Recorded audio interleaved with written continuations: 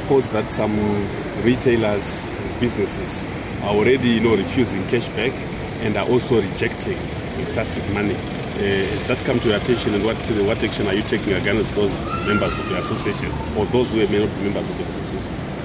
It's quite unfortunate, because if indeed that is happening, we will definitely engage the authorities, because I think any country must have laws that govern the conduct of business, the conduct of the people.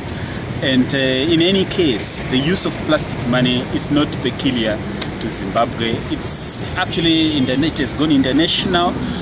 You go all over Europe, you go to Asia, you can't carry cash. You just have to swipe, you just have to use your credit card, you just have to use your debit card, whatever card that you might be having, Visa card, etc. So I think that resistance, it's actually something that we do not want to see happening, and we will definitely visit some of those shops to, on effect finding mission, those places where they are refusing to accept swipe cards, and also those that you have referred to as refusing cashback. Of course, for cashback we might understand, because right now we are a bit constrained, and the fact that the majority of the customers are no longer using cash on transacting, but rather coming through to the shops and purchasing using bank cards, that might be understandable at some point, where the shop might not have enough cash to give cash back to the consumer who would have transacted with them.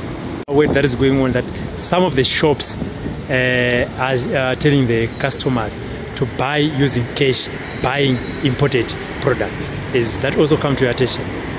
It is not. We've received a few reports.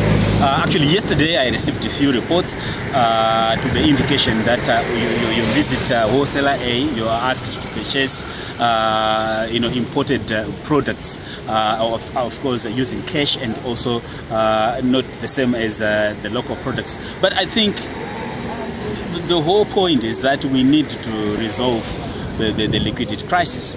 We need to ensure that we expedite payments of TTs, telegraphic transfers, so that we don't have to see all this happening, because now it now looks like a lawless sector. But in actual fact, there is this retail sector is compact, is viable, it's stable.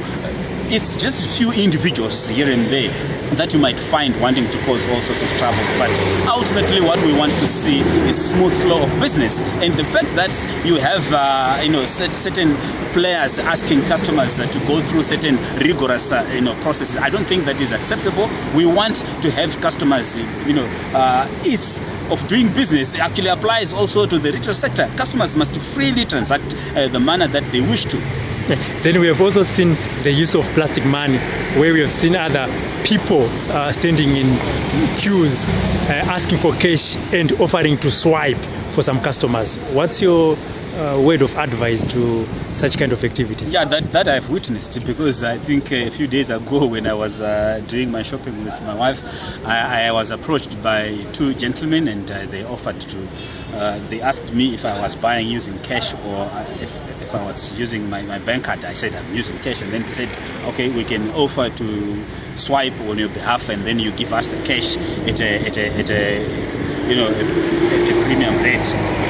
And then I alerted the management of that particular retail shop is here in the CBD. So that behavior, it's becoming rampant. And we actually urge customers not to entertain those people, because at times their intention is not to get cash, but rather they want actually to take advantage and also even see where the money is coming from, and they can follow you and take your money away. So we actually ask customers to be cautious. They can only transact through the till operator who is manning the till point.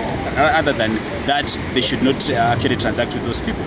Yes, and lastly, on the issue of the bond notes, definitely they are coming. What impact will it have to the customers and to the retail business people?